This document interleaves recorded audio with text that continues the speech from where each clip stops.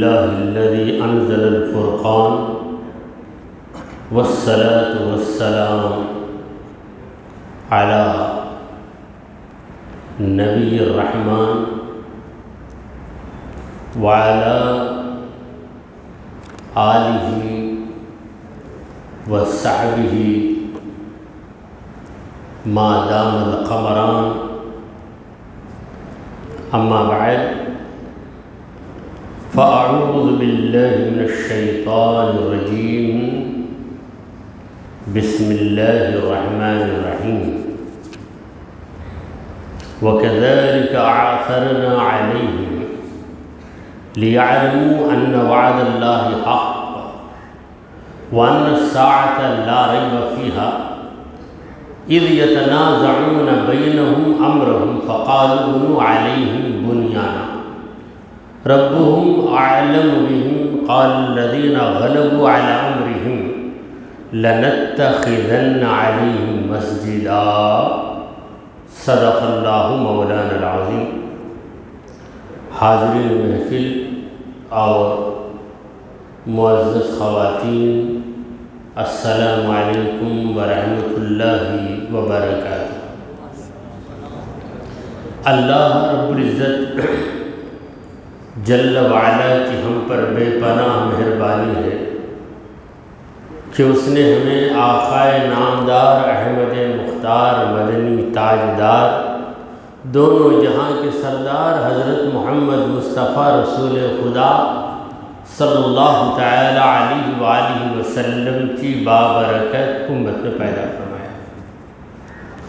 حضرات گرامی، گزشتہ محفل تفسیر میں ہم اصحاب کہف کا واقعہ سن رہے تھے۔ اصحاب کہف جس کا مطلب ہے غار میں رہنے والے،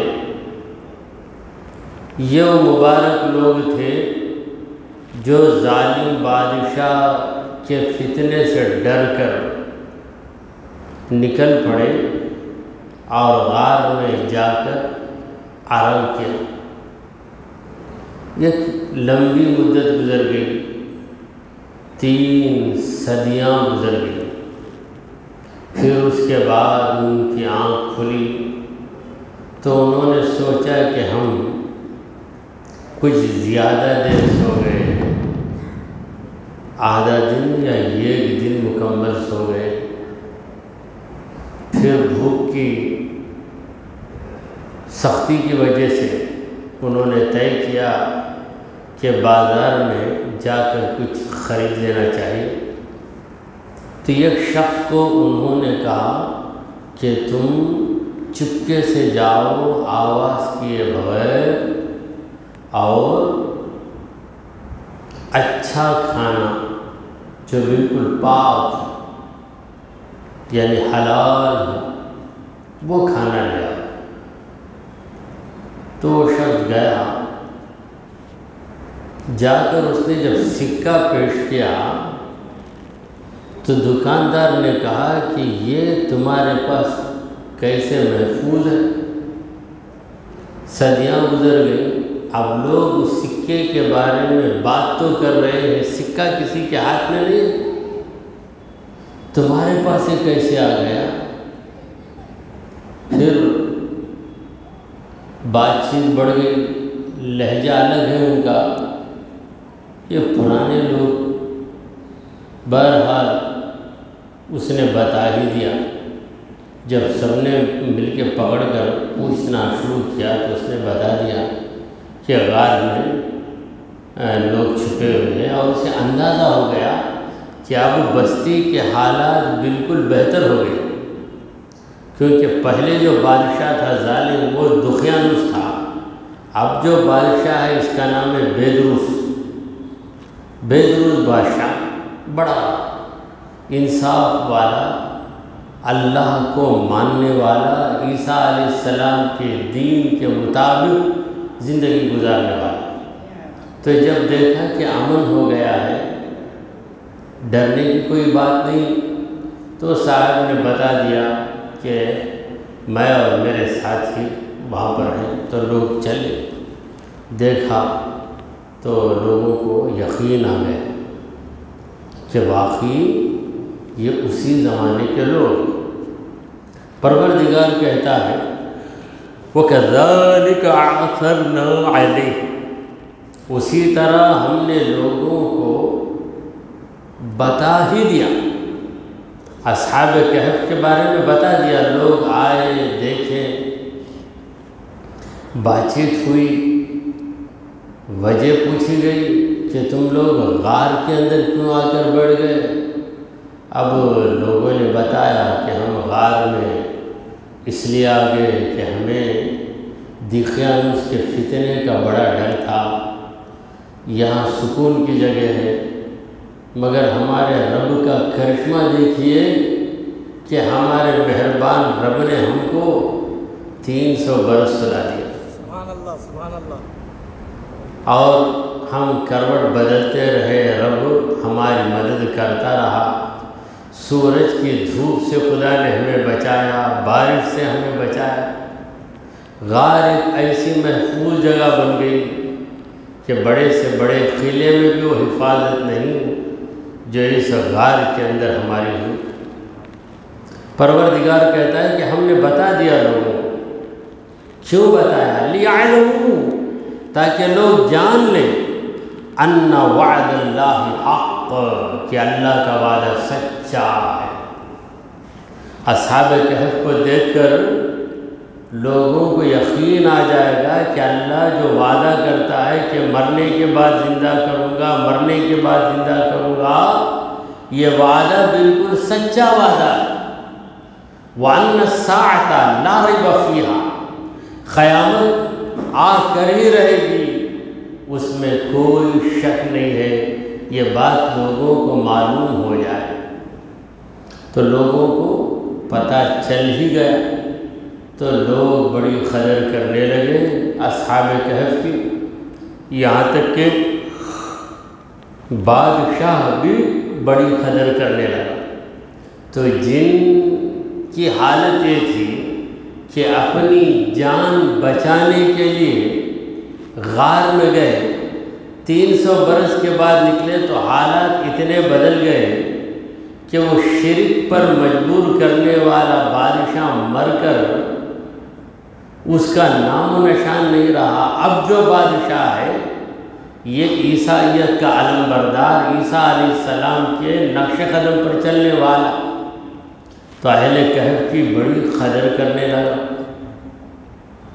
تو وہ لوگ ادھر ہی رہ گئے، ہم غار ہی میں رہیں گے۔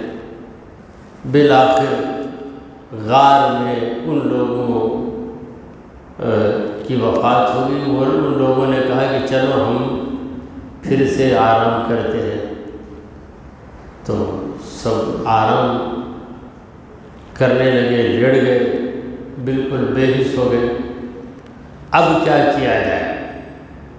اِذْ يَتَنَازَعُونَ بَيْنَهُمْ أَمْرًا، جب ان کا انتقال ہو گیا، انہیں غار میں یوں ہی چھوڑ دیا، ان کی خبریں نہیں بنائی گئی، غار ہی میں وہ لوگ، ان لوگوں نے کہا کہ ہم غار کے اندر چلے جاتے ہیں، ہمیں چھوڑو، ہمیں ڈسٹرب مت کرو، تو چھوڑ دیا، چلے گئے۔ تب کیا کیا جائے؟ تو لوگوں میں اختلاف رائے ہو گیا۔ اختلاف رائے یعنی ڈفرینس آف اوپینینس، یہ کہہ رہا ہے ایسا کرنا، دوسرا کہہ رہا ہے ویسا کرنا، نہیں ان کو وہاں سے نکال لینا چاہیے، کسی نے کہا نہیں ان کو وہیں چھوڑ دینا چاہیے اور اس غار کو بند کر دیں یا غار کو یوں ہی کھلا چھوڑیں۔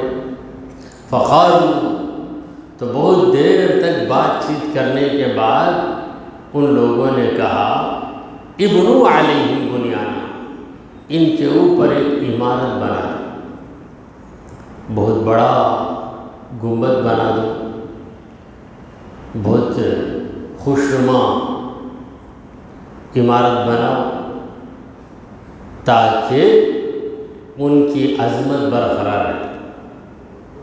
ربهم اعلم بهم، ان کا رب انہیں بہتر جانتا ہے۔ کہ وہ کس حالت میں ہیں، کیا کر رہے ہیں، ان کا رب جانتا ہے۔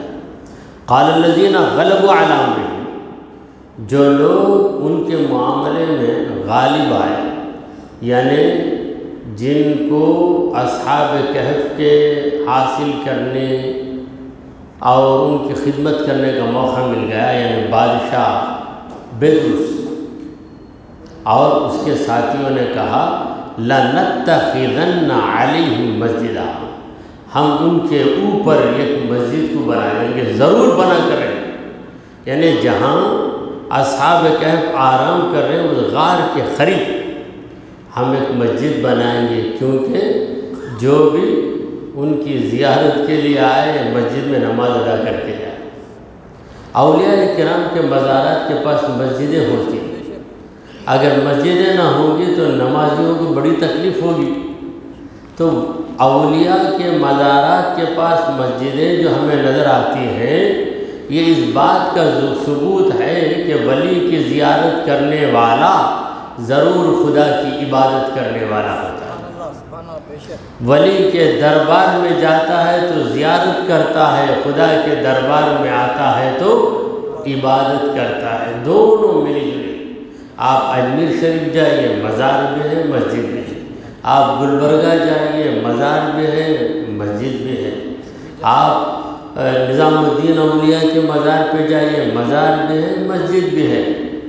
یہاں تک کہ حضرت موسیٰ شاہ قادری ان کے دربار کے پاس بھی مسجد، اسٹینلی ہسپتال کے اندر، اگرچہ کہ اس محلے میں مسجد ہے مگر درگاہ کے قریب بھی ایک مسجد تیار ہو گئی۔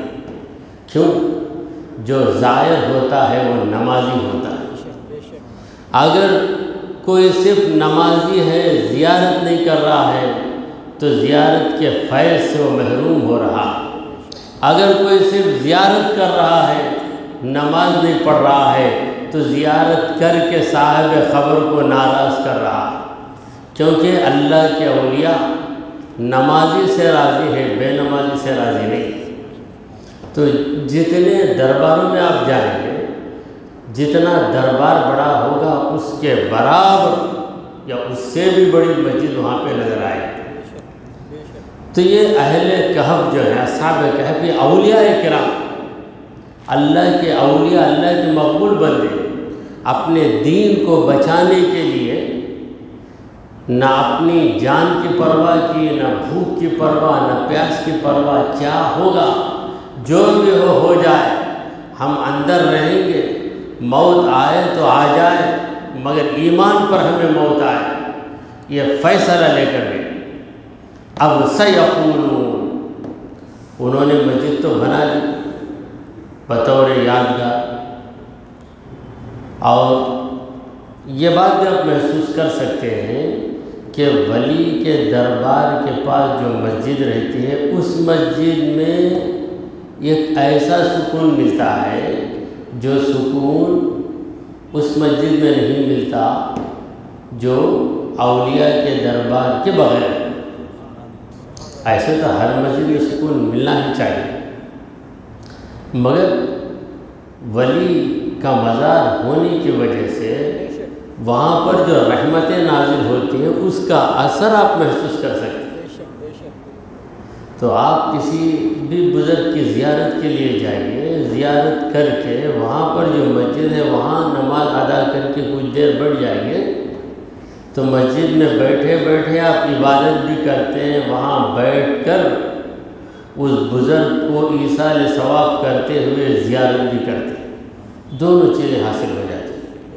اب یہ جو اصحاب کہف ہیں، ان کے بارے میں لوگ بڑی بحث کرتے ہیں، وہ کتنے تھے، ان کی تعداد کیا تھی۔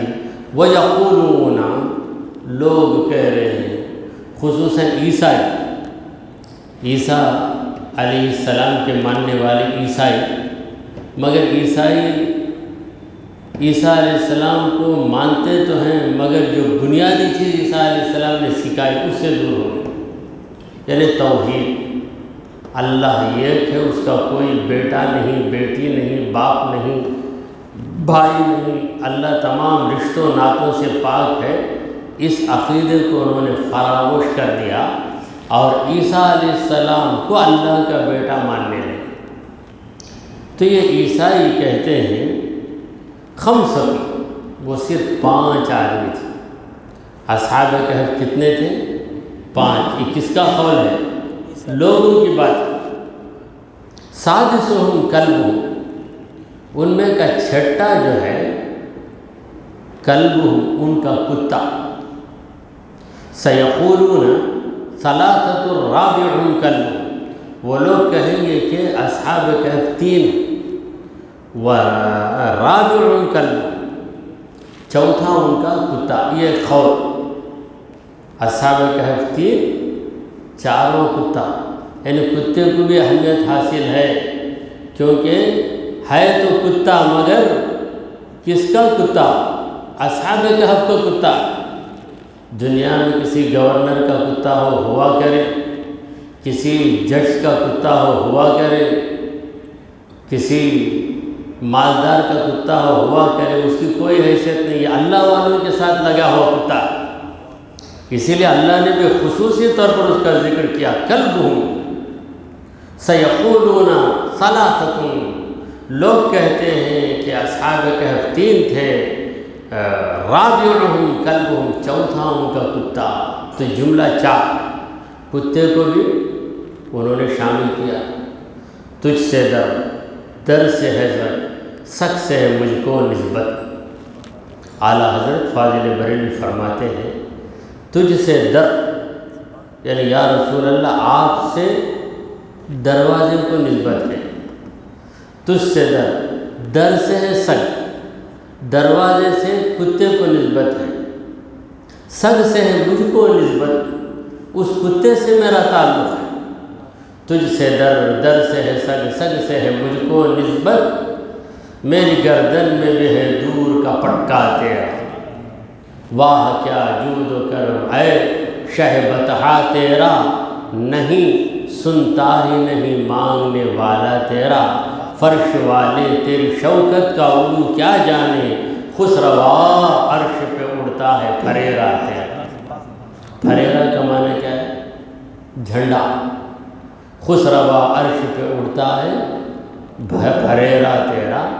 تو تجھ سے در، در سے ہے سک، سک سے ہے مجھ کو نسبت، میری گردن میں بھی ہے دور کا پٹکا تیرا۔ تو پروردگار کہتا ہے کہ لوگوں کی ایک بات ہے کہ اہل کہف 3، چاروں کتا۔ وَيَقُولُونَ، اور یہ بھی کہتے ہیں لوگ، خمسہ، 5 ہے، اصحاب کہف 5 ہے، سادسہم کلبہم، ان میں کا چھٹا ان کا کتا، یعنی پورے 6، 5 آدمی یہ کتا۔ پہلا قول پورے 4، 3 آدمی یہ کتا، یعنی کتے کو چھوڑتے نہیں، حالانکہ وہ ایک جانور ہے۔ کہتے ہیں کہ یہ کتا اصحاب کہف کا کتا جنت میں جائے گا، مگر یہ انسان جو دنیا کے کتے ہیں یہ جنت میں نہیں جائیں گے۔ دنیا کے طلبگاروں کو حضور نے کتے بتایا۔ سرکار دو عالم صلی اللہ علیہ وسلم نے فرمایا کہ طالب الدنیا کھلاب، دنیا کے طلبگار دنیا دنیا دنیا، آخرت کو بالکل یاد نہیں کرتے۔ رسول کریم صلی اللہ علیہ وسلم نے فرمایا کہ کھلاب وہ کتے، تو یہ کتے نہیں جائیں گے، وہ کتا جائے گا۔ کہتے ہیں کہ جو اللہ رسول کو نہیں مانتے یہ گدھے ہیں، یہ گدھے نہیں جائیں گے، عیسیٰ علیہ السلام کا گدھا جائے گا جنت، تو اصحاب کہف کا کتا جائے گا۔ تو یہ جو لوگ کہتے ہیں 4 تھے، 3 اصحاب کہف، یہ چوتھا کتا، 5 اصحاب کہف، چھٹا ان کا کتا۔ رجمم بالغیب، غیب جانے بغیر اندازے سے کہہ دیتے ہیں، اڑتی اڑتی بات کہہ دیا، صحیح ہوا تو ہوا، غلط ہوا تو بھی کوئی بات۔ کہتے ہیں رجمم بالغیب، رجمم بالغیب کے معنی جو بات نہیں معلوم اندازے سے کچھ نہ کچھ بول جانا۔ بعض لوگوں کی عادت ہے کہ نہیں معلوم، آئی ڈونٹ نو بولنا ان کے لیے بہت بڑی مصیبت۔ یہاں کوئی پوچھتا ہے ایڈریس آ کے ٹرپلیکن میں بھائی سینٹرل کہاں جانا ہے؟ اب ان کو نہیں معلوم سینٹرل کہاں ہے، نہیں معلوم، بولے شرم ہوتا کیا بھی سامنے کی گلی میں جاؤ رائٹ میں پڑھو سینٹرل آ جاؤ۔ اب وہ بیچارہ ان کی بات مان کر جا کر دیکھا کہاں ہے سینٹرل، کوئی بھی نہیں۔ اسی طرح دینی مسائل میں بھی معلوم نہیں۔ بھائی بیوہ کی عدت کیا، شوہر گزر ہے اس کی عدت وہی بھائی اس کی عدت آ کر 40 پر 5 دن کی اس کی عدت اپنے طرف سے 45 دن چلے کی بھائی میں سوال ہے بول رہا کہتے ہیں کہ ایک صاحب تھے ہمیشہ تجارت گوشت کی تجارت کرنے والے آج کل جو خصاب ہیں یہ بہت دیندار بھی ہیں، نمازی بھی ہیں، پرہیزگار بھی ہیں۔ ایک دور ایسا تھا کہ ان لوگوں کو عید کی نماز پڑھنے کی فرصت نہیں ملتی تو انہوں نے ایک شریعت بنائی، بھائی گوشت بیچنے والے سے عید کی نماز نہیں پڑھنا ہوگی، کیونکہ عید کو آ گئے اس میں آدھا گھنٹہ چلے گا تو اس وقت آنے والا گاہک یعنی ان کا جو گراہک ہے گاہک ہے وہ ہاتھ سے نکل جائیں۔ بھائی تمہیں لوگوں پر کو رنگا بھنگو، ہمیں سب گوشت بیچنے والے، ہمیں قریش ہیں، ہم کو سب پڑھنا ہے۔ تو ایسے ایک صاحب تھے، بیٹا ان کا نمازی تھا۔ اب وہ ایک نمازی ہو تو اس کے ساتھ کئی لوگ ملتے کیا بات تیرے بابا کو بولنا نہیں، کیا مانتے نہیں بھائی وہ مانتے، اچھا چلو ایک 4 آدمی بولے ہم کوشش کرتے ہیں تیرے باپ پر آئے۔ بیٹا بھی ساتھ آ کر بولے کیا بھائی نماز کو آتے نہیں نا؟ آئیں گے بھائی آئیں گے، ابھی عمر آئی نہیں اس کی بڑا۔ ٹھیک ہے کتنے نماز ہے کتنے فرض معلوم کیا؟ تو بچے کو دیکھا کیا رہے کتنے فرض نماز پوچھتے ہیں، تو بیٹا اشارہ کیا۔ اب وہ اشارہ کرتے ہیں وہ بولے 50 نماز فرض ہو جاؤ۔ کیا بھائی 50 بولتے ہیں؟ اتنا علم نہیں کہا بھائی زیادہ بحث کر لو چلے جاؤ، اب گوشت کو کاٹتا تم کاٹ دوں گا، ڈر کے چلے گئے۔ پھر بیٹا آ کے بولا کیا بابا کرے تمہیں، میں تو بتایا نا تم کو، ہاں 5 بولنا نہیں 50 کچھ نہیں مانتے، تکرار کرتے ہو نا، 5 بولا تو مانیں گے بولا۔ یعنی وہاں پہ جو ہے وہ بارگیننگ کی بات یہ ہے، کیسا 50 بولا تو مانے نہیں، 5 بولا تو مان لے جاتے، چھوڑ با جاتے، اسے بولتا سمجھ ایسے لوگوں سے ملنا نہیں بولتا تجھے بڑھے۔ تو یہ بھائی رجمم مل گئے، یعنی کوئی بات نہیں معلوم تم مجھے نہیں معلوم بولنے میں پریشانی، کچھ تو بول دیں، صحیح ہوا تو لگا تو تیر نہیں تو کیا بات ہے لگا تو لگا۔ تو یہ لوگ اصحاب کہف کتنے تھے انہیں نہیں معلوم، لہذا اندازے سے یہ گروپ بولنے لگی 3 تھے، دوسری گروپ بولنے لگی 5 تھے، اصل میں کتنے تھے ان کو بھی نہیں معلوم ان کو بھی نہیں معلوم۔ وَيَقُولُونَ 7، اور بعض لوگ کہتے ہیں کہ وہ 7 تھے، وَثَامِنُهُمْ كَلْبُهُمْ، ان میں کا 8واں ان کا کتا تھا۔ تو پہلے 2 قول 2 اسٹیٹمنٹ، پہلا قول کیا ہے 3، دوسرا قول 5، دونوں قولوں کے بعد اللہ نے کہا یہ اڑتی باتیں ہیں، اسے بولتے پھینکنے والوں کی باتیں۔ مگر جب یہ کہا کہ 7 تھے اس قول پر اللہ نے کوئی رد نہیں کیا، یہ قول مسلمانوں کا قول، اور مسلمانوں نے اندازے سے نہیں کہا، نبی سے سن کر کہا، اور نبی اندازے سے بات نہیں کرتے، جو بات کرتے پکی بات کرتے۔ سبحان اللہ۔ نبی نے کہا وَمَا أَدْرِي مَا يُفْعَلُ بِي وَلَا بِكُمْ، میرے ساتھ قیامت میں کیا سلوک ہوگا، تمہارے ساتھ کیا سلوک ہوگا میں نہیں جانتا۔ کیا مطلب؟ اندازے سے نہیں جانتا۔ ان اتبع الا ما یوحی الی، میں جو بھی بتاتا ہوں وہی کی طرف سے بتا رہا ہوں، تو میری بات اڑتی بات نہیں، پکی بات ہے۔ میں کہتا ہوں کہ حشر کے میدان میں سفارش کروں گا، یہ بالکل 100% کریکٹ بات ہے، پکی بات ہے، کیونکہ اس کا جو سورس ہے، ذریعہ، وہ وحی ہے۔ نیوز پیپر پڑھ کے نہیں بول رہا ہوں میں، خدا وحی اتارتا ہے میں بول رہا ہوں۔ سبحان اللہ، سبحان اللہ۔ یہ چند نادانوں نے اس آیت کو نہیں سمجھا۔ دیکھ حضور کچھ معلوم نہیں حضور کے ساتھ کیا سلوک ہوگا قیامت کے دن۔ دیکھو قرآن میں اللہ تعالیٰ فرماتا ہے سورہ احقاف کے اندر، وَمَا أَدْرِي مَا يُفْعَلُ بِي وَلَا بِكُمْ، میرے ساتھ تمہارے ساتھ کیا سلوک کیا جائے گا میں نہیں جانتا۔ کہ میں نہیں جانتا کا مطلب کیا؟ میں اندازے سے یا یوں ہی خیال سے وہم کر کے سوچ کے نہیں بتاتا میں اس وقت تک منہ نہیں کھولتا جب تک میرا خدا مجھے نہیں بتاتا۔ خدا نے مجھے بتایا کہ اے مصطفیٰ، میدان محشر میں لوگ تمام نبیوں کے پاس جا کے مایوس ہو کر تمہارے پاس آئیں اور تم لوگوں کو مایوس نہیں کریں گے بلکہ لوگوں کو مانوس کریں گے۔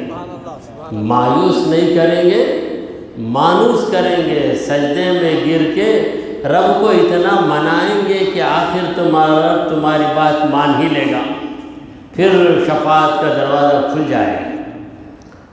تو پروردگار نے کہا کہ خود کہہ دو اے میرے نبی، ربی اعلم، میرا رب ہی بہتر جانتا ہے، بعدتہم، ان کی گنتی کو۔ عدت ان کا معنی کاؤنٹنگ۔ عورت جو عدت گزارتی ہے، بیوہ عورت کی عدت الگ ہے، طلاق شدہ مطلقہ عورت کی عدت الگ ہے۔ اب اس میں بھی لوگ خلط ملط کر لیتے۔ بیوہ کی عدت 4 مہینے 10 دن اور مطلقہ کی مدت 3 ماہواری۔ اگر حمل والی عورت ہے تو اسے ماہواری نہیں ہوتی تو اس کی عدت کیا ہے؟ حمل وضع ہو جانا، یعنی ڈیلیوری ہو جانا، یا بچہ پیدا ہو یا اباشن ہو جائے، جو بھی ہو اس کی عدت ختم ہو جائے گی۔ ایسی عورت جو حاملہ بھی نہیں ہے، حائضہ بھی نہیں، حمل بھی نہیں ہے، حیض بھی نہیں آتا۔ کسی عورت کو 50 سال کے بعد حیض بند ہو جاتا ہے، 60 سال کے بعد حیض ہی نہیں ہوتا، تو اس کی عدت کیا ہے؟ اس کی عدت مکمل 3 مہینے۔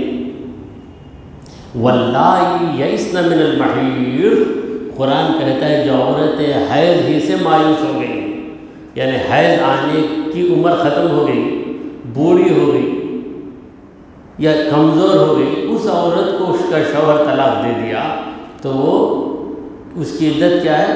فعدتہن 3 اشہر، تو ان کی عدت 3 مہینے۔ تو عدت، عورت کی عدت، یہاں عورت کی عدت کی بات نہیں چل رہی ہے، کاؤنٹنگ لغوی معنی۔ تو ان کی کاؤنٹنگ، ان کی تعداد کیا ہے؟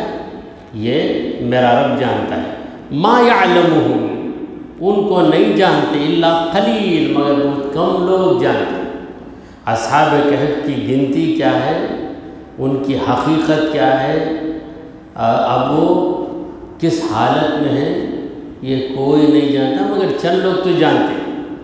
حضرت عبداللہ بن عباس کہتے ہیں چند لوگوں میں اللہ نے مجھے بھی شامل کیا، سبحان اللہ، میں بھی جانتا ہوں۔ سبحان اللہ۔ پھر اللہ نے کہا فلا تمہاری فی، ان کے بارے میں جھگڑا مت کرو، یعنی زیادہ بحث و مباحثہ، ڈسکشن یہ مت کرو ان کے بارے میں، الا میراء ظاہر، مگر ظاہری بحث، یعنی کچھ بحث کر کے ارے بھائی چھوڑو، وہ جتنے بھی رہے ہوا کریں، 4 تھے 5 تھے 6 تھے، جو بھی رہے رہا کریں، اس کے بارے میں ہم زیادہ گفتگو کریں گے تو ہمیں کیا فائدہ ہوگا؟ اس طرح کہہ کر بات کو ختم کر دو۔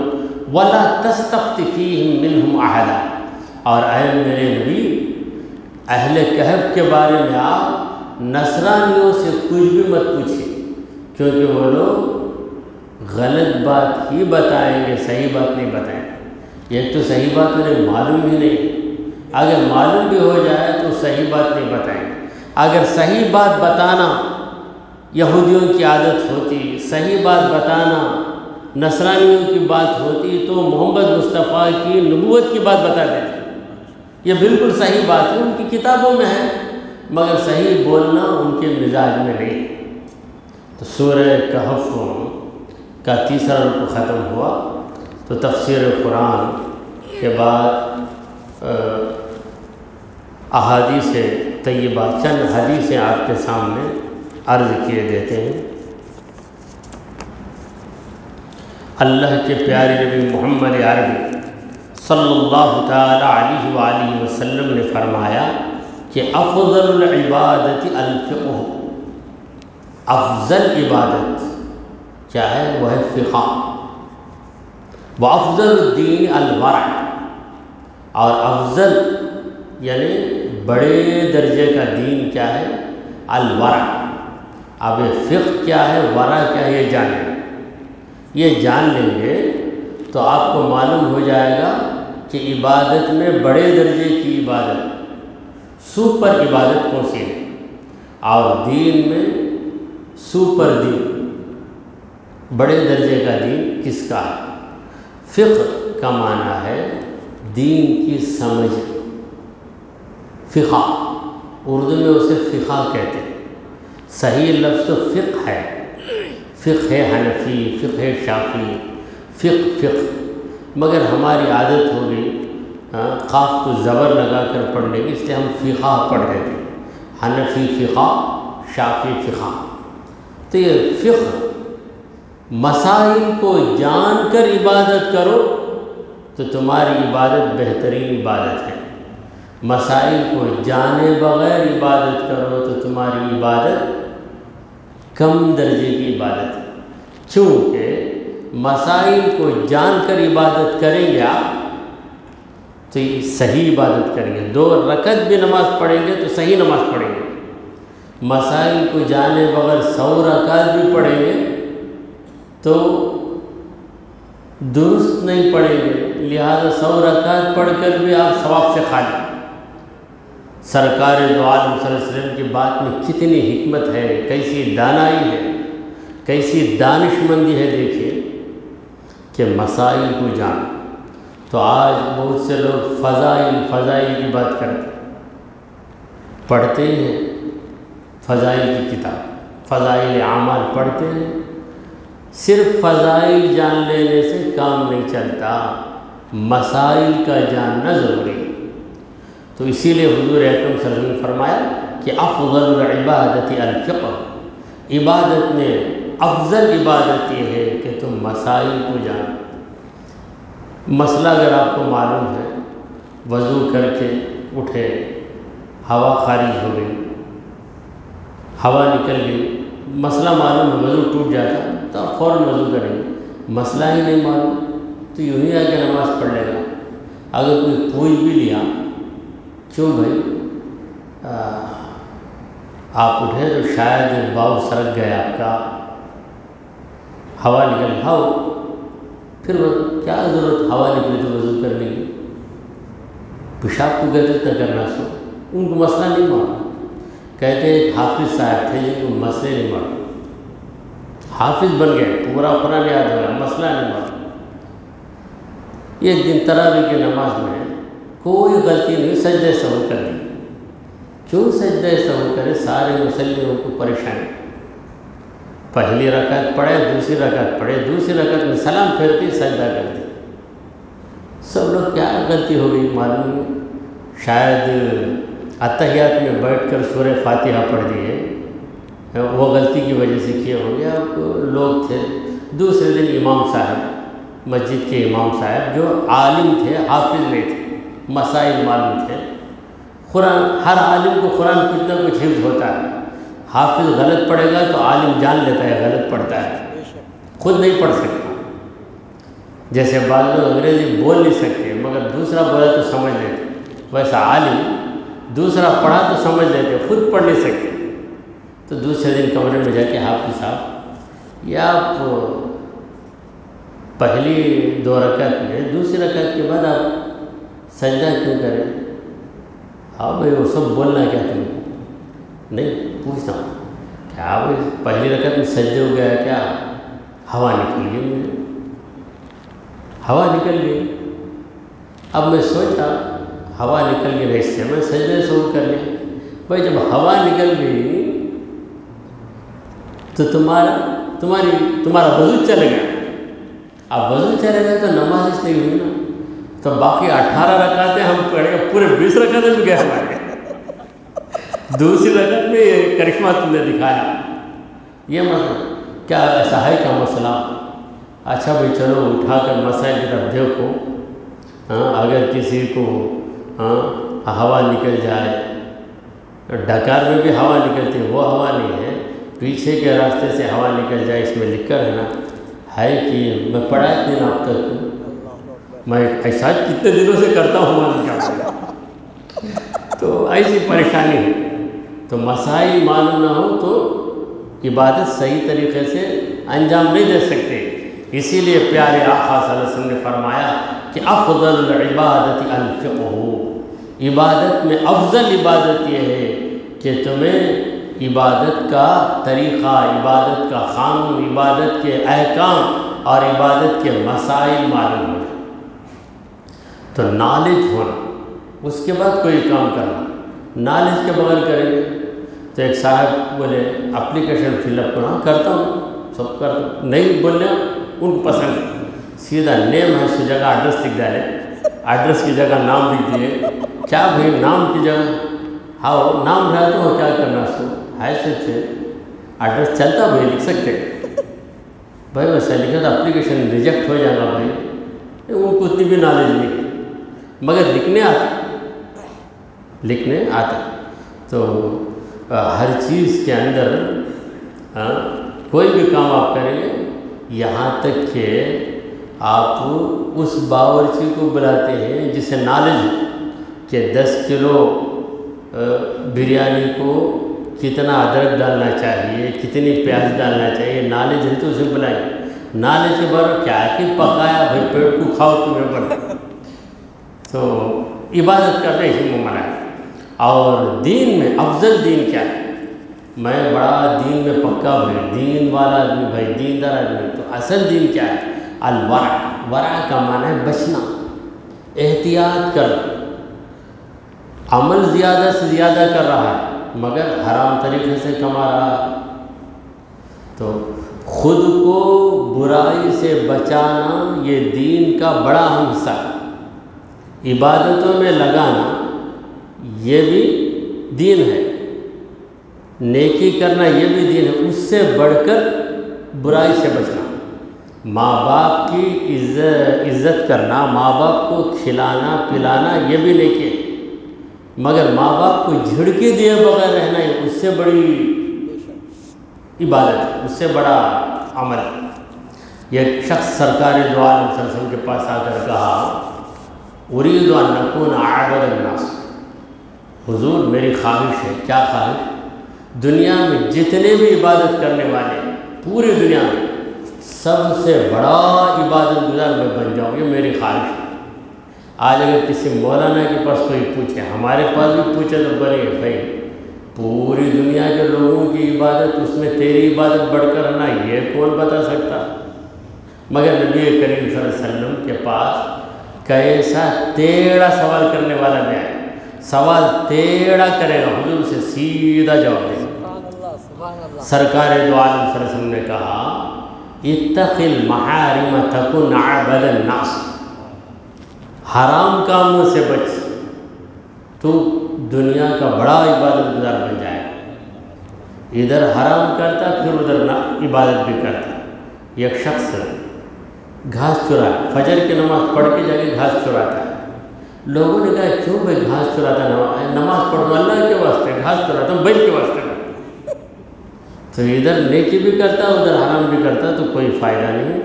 دعا کیجئے کہ پروردگارہ ہم نے جو کچھ کہا اور سنا اسے قبول فرما لے۔ اے اللہ ہمارے گناہوں کو معاف فرما، ہماری خطاؤں کو درگزر کر دے، ہم پہ تیری رحمت نازل فرما۔ اے رب کریم ہمارا خاتمہ ایمان کی حالت میں فرما۔